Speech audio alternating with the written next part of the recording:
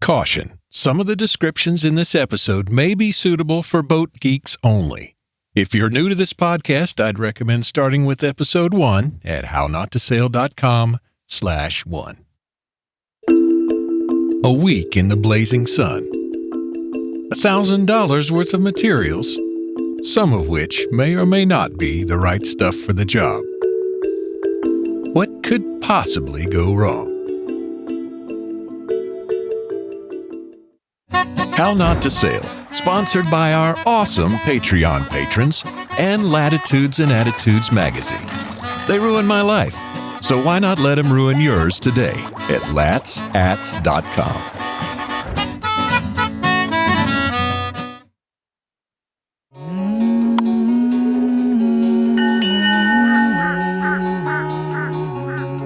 Herman Melville had quite a way with words. I wonder if you can relate to these words from near the beginning of Moby Dick. Whenever I find myself growing grim about the mouth, whenever it is a damp, drizzly November in my soul, whenever I find myself involuntarily pausing before coffin warehouses and bringing up the rear of every funeral I meet, and especially whenever my hypos get such an upper hand of me that it requires a strong moral principle to prevent me from deliberately stepping into the street and methodically knocking people's hats off, then I account it high time to get to sea as soon as I can. This is my substitute for pistol and ball. With a philosophical flourish, Cato throws himself upon his sword. I quietly take to the ship. It was Willie what got drowned in the deep blue sea. In my case, I needed something simple and tangible to work on for a few days, alone. And JC Sails needed some TLC. The white gel coat on the cabin top and in the cockpit had been turning to powder for years, to the point that whenever we'd sit in the cockpit or on the cabin top, our clothes would look like we'd been touring a chalk factory. In some places, the bare fiberglass of the boat peeked through where the gel coat had completely worn off. Also, everywhere the teak eyebrows above the port lights were screwed in was a potential entry point for water to get into the wooden core of the cabin. Ditto for the teak handrails on the cabin top where they were screwed in. And as I discovered for the port lights already, wood plus water equals bad. For a long time, when I'd return to the vessel, I would find brown stains on the galley countertop, which I attributed to rainwater making its way through the cabin top via those damn screw holes. Besides the fact that the upper part of the boat looked like shit, I was worried the cabin top might start to rot within its fiberglass skin. Work needed to be done, and I needed to work with my hands. The forecast showed a string of days with a low chance of rain, so I figured this was my chance to make some progress. I didn't think of this as a substitute for throwing myself on my sword like Cato, but there were times under the blazing sun when the former seemed preferable. And when I discovered how much work the wrong advice had cost me, it's probably a good thing I didn't have pistol and ball handy. I came down on a Thursday, best I recall, and spent the next day consulting with Maxi, who was in Cairo, on the final edits and mixes for episode 22 of the podcast. Then I took Cliff and Laureen sailing on Saturday, and one more solo sail for good measure on Sunday. I figured those outings would be my only time on the water this trip, and I was right.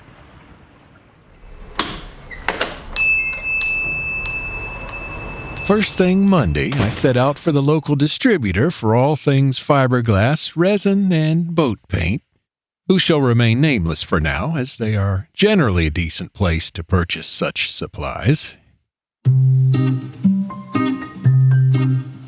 There at the distributor, a helpful fellow provided me with epoxy resin, fumed silica filler, and a tiny container of catalyst, 2 expensive quart cans, which when mixed purported to make primer paint, and a fair number of plastic quart paint buckets, little plastic cups, which looked the right size for a urine sample, cheap wooden tongue depressors for stirring small batches of resin, and whatnot. Back at the boat, the first brilliant thing I did, no, seriously, was lower my expectations. Not of the quality of the outcome, but of how much I might be able to get done. In the end, I did get her done, but not without help. And it still took 9 days. What I decided was focus on just one thing: getting the cabin top leak-free and painting the white parts. The hard part was deciding what exactly was cabin top and where to cut it off. I decided to attack any white parts of the cabin top itself, plus any exterior vertical surfaces of the cockpit coaming that rose up from deck level. In other words, which parts can other people see which currently make us look like vagabonds? If I could actually complete just those parts, I'd be happy. The cockpit interior, where we'd still be getting white gel coat powder all over our clothes, and the gray non-skid areas on the cabin top and side decks, would have to wait.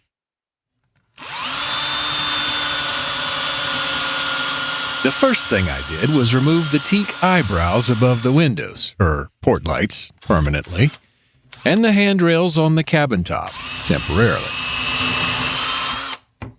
I mixed some of the resin stuff with some of the fumed silica stuff and some catalyst, wear a mask, and after stirring it well, started filling in where the screw holes were for the teak eyebrows.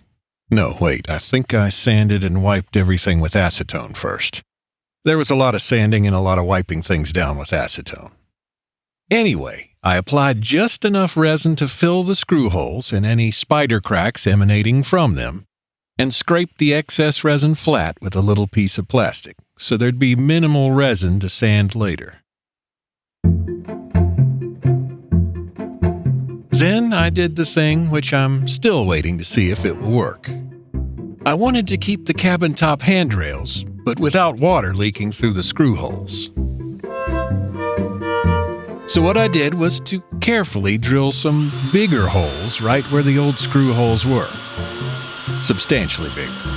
Then I filled the holes with the epoxy filler stuff, squeezing the mixture into the holes with a syringe. The thinking was this: I'd paint the cabin top, then replace the teak handrails, but this time they'd be screwed into solid epoxy resin. First, though, I'd need to drill some new pilot holes or else the resin would crack. I haven't put the handrails back on yet, and didn't drill the pilot holes. Since I had to leave the boat, having a nice watertight cabin top is better than having one with a bunch of new pilot holes drilled in it. Okay, here's where the pistol and ball threatened to make their presence known. After letting the resin cure overnight, I sanded everywhere I'd filled in cracks and screw holes and wiped them again with acetone. Then I opened up the 2 quart cans of, quote, primer components and started to stir them up. One of the 2 cans was particularly hard to stir. The top layer was kind of a brown liquid, and the rest of the can was like peanut butter, but much thicker. The other can contained some kind of white base, according to the label. It wasn't as hard to mix, but still could use some help. And the can of brown stuff would take all day. I felt like my paint stick would snap at any moment trying to mix the damn stuff. I called the distributor and asked if they could shake up the cans in a paint shaker. It was a 20-minute drive to the distributor, but I figured that was better than trying to take the stuff into Home Depot. At the distributor, nobody commented on the 2 cans I brought in, or why they didn't shake them up to begin with, or why I was even using those 2 particular products in the same job. Yeah, you see where this is going.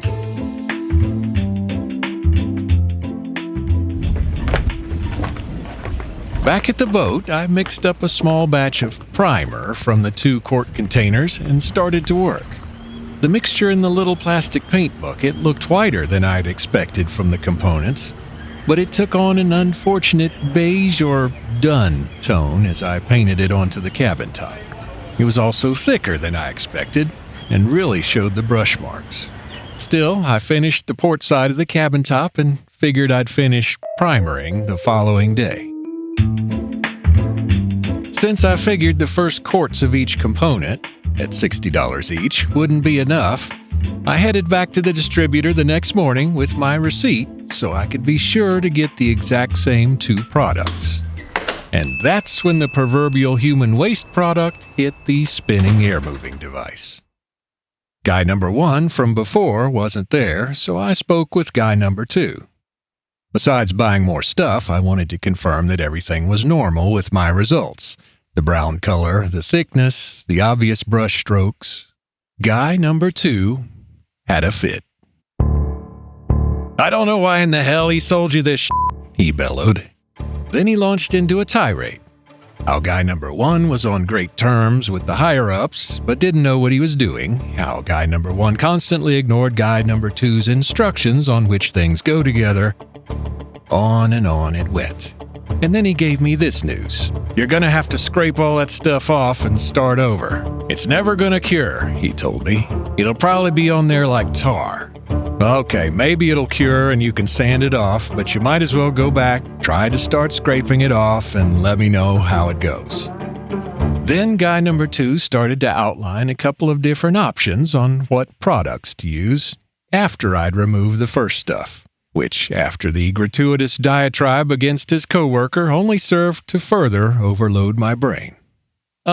Okay, I'm just gonna go start scraping before I buy anything else," I told him, backing carefully away. I did not just start scraping, though. I located the number to the All Grip rep for the region, who returned my call quickly. "I just wanted to run this by you since I don't trust my sanity at this point," I told him. He confirmed that the 2 products I'd been sold to mix as primer do not go together. Officially.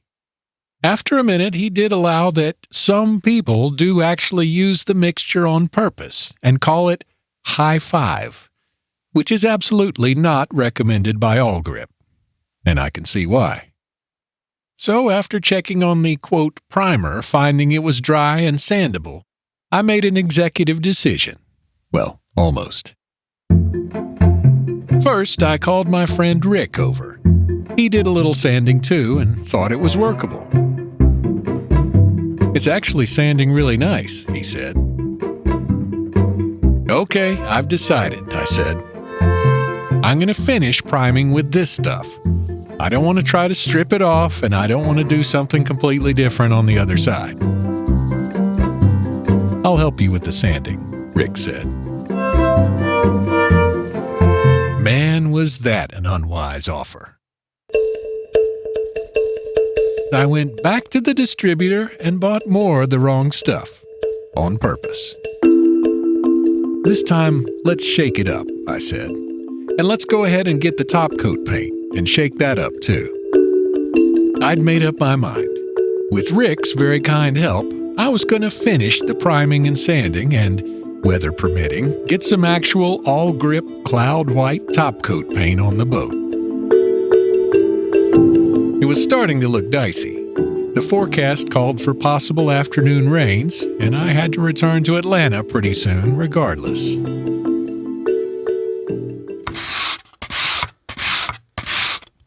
I finished priming the starboard side that day, and then spent 2 days, with Rick's help, sanding, and sanding, and sanding. I couldn't believe Rick's perseverance and generosity. "Couldn't get it done without you," I'd say. "Well, I kind of enjoy it," he'd say. "You're a strange fella, but I appreciate it greatly," I'd say. The high five concoction was ridiculously thick and hard to sand. Did I mention it was hot? I went through a gallon of water a day before beer. Being surrounded by all those white boats all day long with a mostly cloudless sky was quite special, as my drummer friend Daryl might say. Finally, on the Monday a week after I started this mess, I surveyed the sky and the forecast and had Rick take a look at the cabin top. I could keep going on this, I said, but I think we may be at a point of diminishing returns. I think you're right, he said. This ought to do pretty well. So I got to work applying the actual top coat. It was pretty sweet right off the bat. And now, instead of that crazy dun-colored mess, a nice white cabin top began to appear. And I finally figured out how to tip and roll with brush and roller, and got faster at it. Also, after learning my lesson with the primer coat, I taped off everything I didn't want white paint on, like hatches and other hardware. This, like filling in the cracks, priming and sanding, was time-consuming, but must be done if you want the end result to look good. I managed to get a top coat on everything that Monday, but would it rain in the evening? And would that mess up the paint job? And would I be able to get a second coat on Tuesday? I had to drive home Wednesday, so it would be what it would be. It did not rain. Tuesday, I finished up by early afternoon. The accelerator seemed to be working well, and by late afternoon, the second coat seemed dry enough that maybe I could take off the painter's tape without messing anything up. Hopefully. I gingerly pulled up the blue strips of tape, starting with the parts I'd painted earliest in the day, and it was beautiful. No, it doesn't look like gel coat. It's paint. But it's pretty awesome paint. For a change, now the cabin top looks like something we can be proud of. Well, except for the eroding non-skid and the missing handrails, which I still need to reattach the next time I quietly take to the ship, as Melville would say.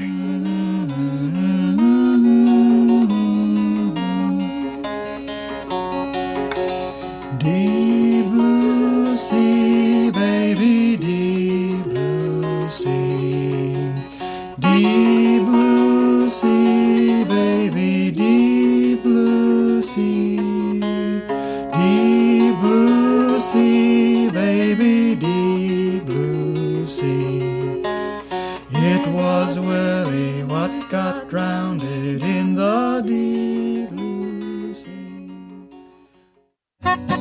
Join me next time when I reckon we'll probably talk about the last storm that came through the marina, whatever that one was called.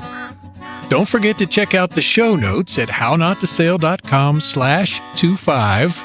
And heck, leave me a comment while you're there. I love to hear from you.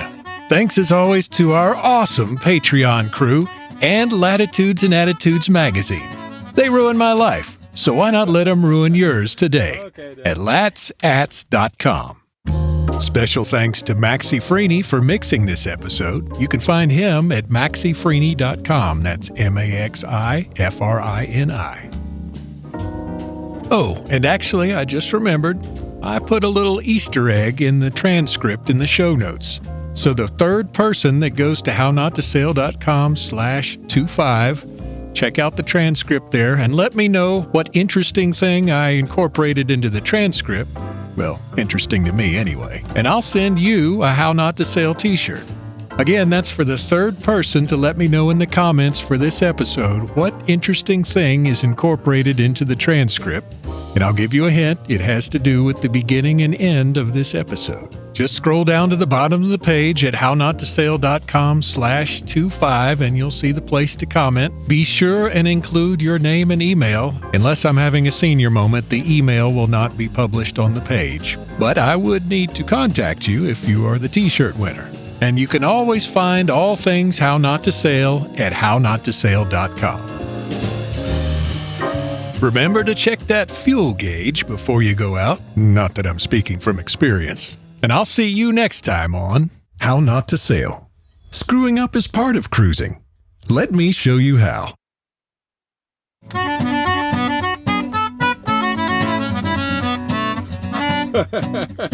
Okay, then. If that's not it, it ain't it.